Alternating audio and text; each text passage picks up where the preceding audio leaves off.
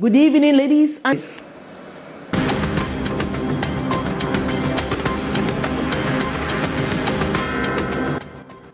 the town of Lom in the Mongo Division, littoral region of Cameroon, has been hit by fuel scarcity. The population that used to use the precious liquid daily has expressed worries that the shortage is affecting their activities.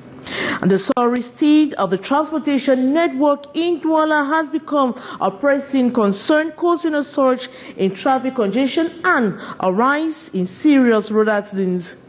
And Ngun, a ritual, a cherished festival and cultural gathering of the Bamun people, has been added to the UNESCO's representative list of intangible cultural heritage of humanity. Those are major stories. Details right ahead.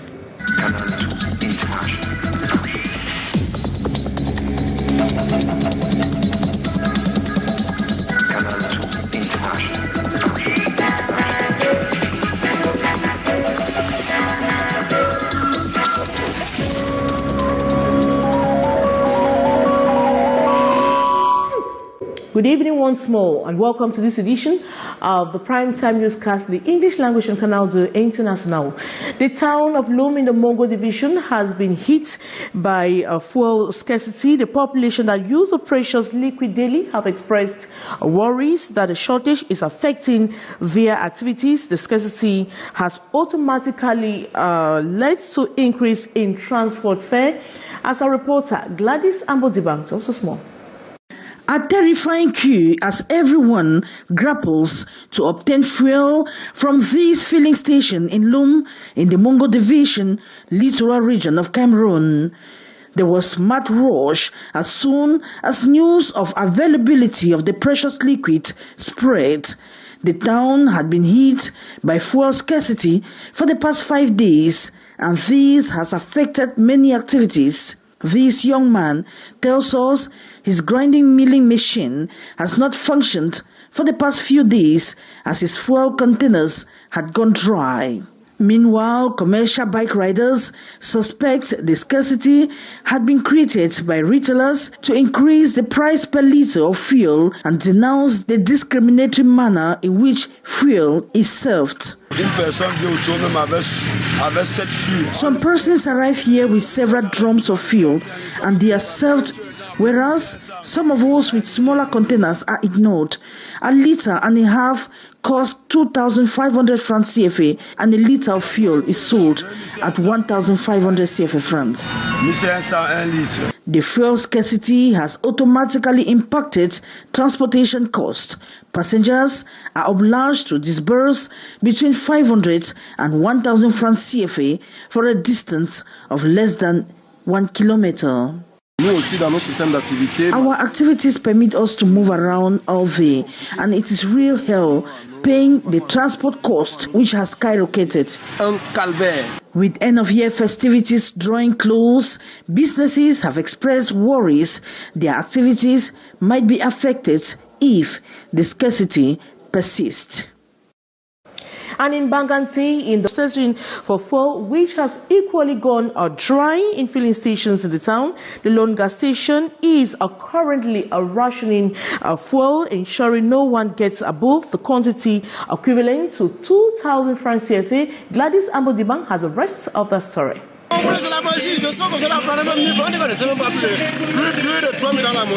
This commercial bike rider expressing frustrations after spending several hours at the filling station just to have a little quantity of fuel. It's been 7 days since Banganti in the D Division West region has been severely hit by fuel scarcity. The only filling station is jam-packed with bike riders, each waiting for their tanks or containers to be filled. But the only worry is the rationing strategy that has been implemented. The police is on the spot to ensure no one is served fuel above 2,000 francs CFA. Depuis vendredi, samedi, nous sommes là pour besoin de carburant, mais il n'y en avait pas. Jusqu'à on devait y avoir le petit ici aujourd'hui, après avoir trafic est arrivé même à 5 heures. Despite a brief respite with refilling at some filling stations Thursday, December 7, 2023, the situation remains challenging, with drivers resorting to using containers to secure fuel, albeit with extended waiting times. Il faut faire près de 2 heures du temps là-bas pour avoir un litre. Je te dis, on ne sait pas comment faire. This marks the third fuel scarcity in Banganti within the past 10 months, prompting some drivers to increase transport fare.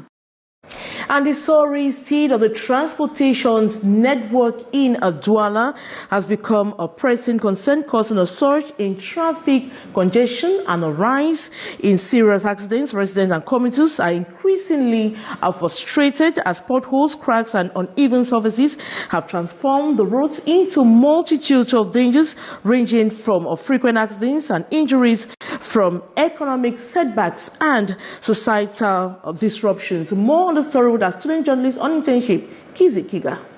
This is presently the despicable state of roads in some areas here in Cameroon's economic hub, Douala. Logbaba, Makepe, Ndogbo, Zashman, and many other quarters are facing serious difficulties with the road. The shameful conditions of the city's roads have reached a critical point where it not only hampers daily activities but also triggers serious traffic congestion, adding to the frustration and inconvenience faced by commuters and businesses alike. The road actually is very bad. For many times, we try to fix the road, but it's not working. I think that the material we are using is not a good one. Potholes, cracks, and crumbling surfaces have transformed the street into treacherous obstacles, leading to vehicle damage, traffic congestion, and alarming increase in accidents. Most of the time, the shock absorber you can use for 1 year, you can use it at least for 3 months now because of this bad situation of the road. Here in Logbaba, when it rains heavily, it becomes horrible. The population is calling on the government to come to their aid. Ces autorités, ceux qui sont chargés à faire, They should come and take their job seriously. Even the gutters are bad if rain falls. It is horrible. This is not good.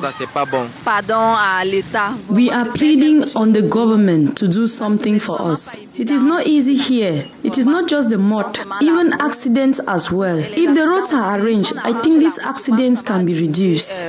Unless swift action is taken to address the deplorable state of roads in Douala, inhabitants lament the city will continue to witness a harrowing cycle of accidents, injuries, and economic stagnation, further jeopardizing the lives and livelihoods of its inhabitants.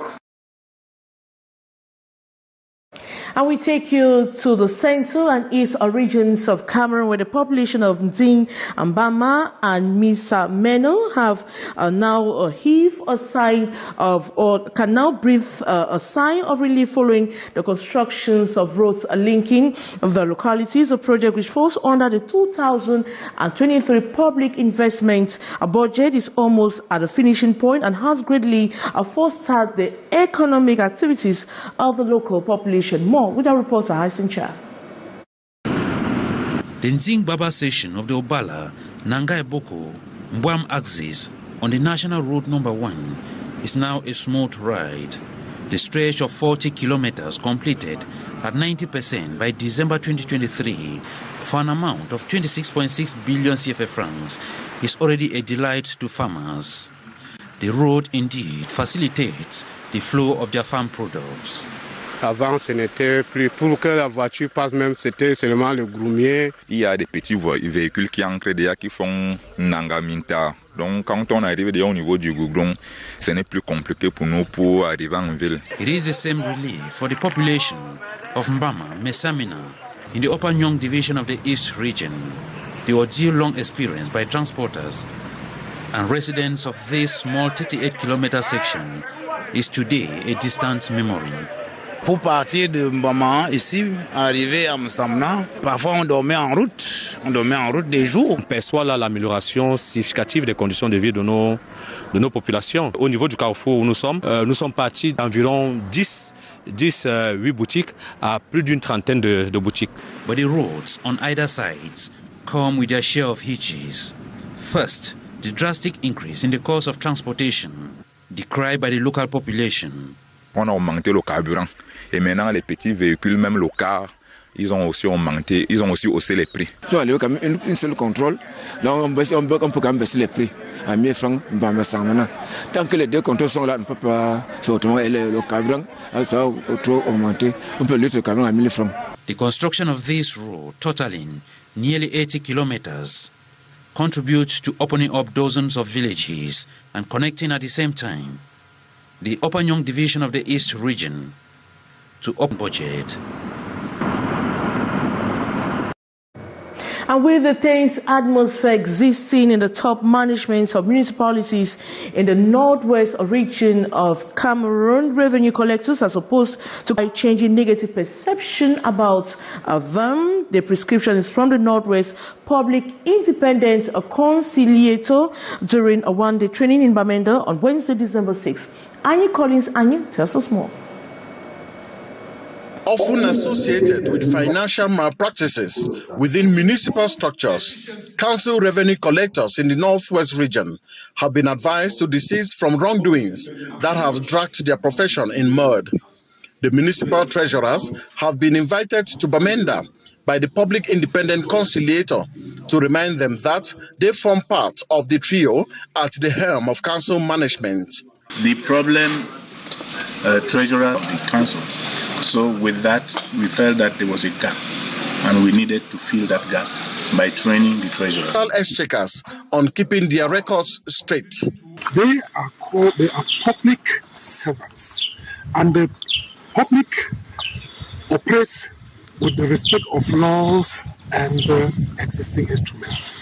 It is difficult for a municipality to use public funds for its private business because we have monthly controls. We have to present their monthly situation at the end of every month. Before the 5th of the new month, we have to submit it at the level of the TPG. So it is difficult for a municipal treasurer to apply these public funds to do his own business. And then we have other controls that always come up, impromptu controls. All in all, these caretakers of council finances have been encouraged to treat files related to salary payout, contract execution, and other payments with a human face, especially at this period of social fragility, according to one of the trainers, D. Nelson, Research Officer number 1 at the Office of the Public Independent Conciliator for the Northwest. And as part of efforts to enhance the agro-industrial sector in Cameroon and foster the input constitution or substitution policy, and Argentina Trade Delegation has been sharing their experiences with the Cameroonian businessmen with hopes to bring in their expertise. They have been meeting at the Douala Chamber of Commerce, Industry, Mines and Craft. Gladys Ambodiban completes that story. An exchange between Cameroonian businessmen and the visiting Argentinian trade delegation to Cameroon with possibilities of engaging in win-win partnerships. The Argentinian investors want to bring in their expertise and support small and medium-sized enterprises, especially those in the agro-food and processing sectors. And we want to help the little farmers to grow. We want to bring new technology to you and want to do something that you can export also and not only use for you. That's why we are here, and we are convinced. I was here for 15 years the first time, and I'm convinced that we have the right people and the right people in Central Africa who will grow. We're looking at the small sectors which are growing. We want to make cooperatives who work together with investment, what we are bringing with machinery, and help, and it only works if everybody is in the same boat. And that is why at this meeting at the Cameroon Chamber of Commerce, Industry, Mines and Crafts in Douala, December 6, 2023, cooperatives were enjoined to be structured and build up bankable projects for financing, an opportunity that might contribute in Cameroon's industrialization drive. Argentina, because it is a country in the world with the most developed agro-pastoral sector. Today, we are receiving these Argentinian investors so that they can have exchanges with our Cameroonian enterprises, and together they can set up win-win partnerships for a competitive industrialization. It could resolve our food deficit problem. According to the Cameroonian honorary consul in Argentina, Victor Billet, this mission is an opportunity for businesses in Cameroon to grab, disclosing that in Argentina, the smallest agro-food enterprise owns at least 20,000 hectares of farmland and employs not less than 150 workers. The one representative list of intangible cultural heritage of humanity, this significant achievement has been immense joy to the community. Chrissy Ayare reports. Renowned lawyer and international peace crusader Tunfo Barrister Nico Halley shines again for his ceaseless fight. Included a UNESCO representative list of intangible cultural heritage of humanity. The announcement has sparked immense joy and satisfaction among the community. I am so immune to know that the Ngoan is registered on the UNESCO and also to be the first ever in Cameroon. I am so happy. Je suis fier. C'est vraiment un sentiment de grande fierté. It's really with great sentiment. I could never have imagined that the Ngong would be part of the UNESCO representative list of intangible cultural heritage of humanity.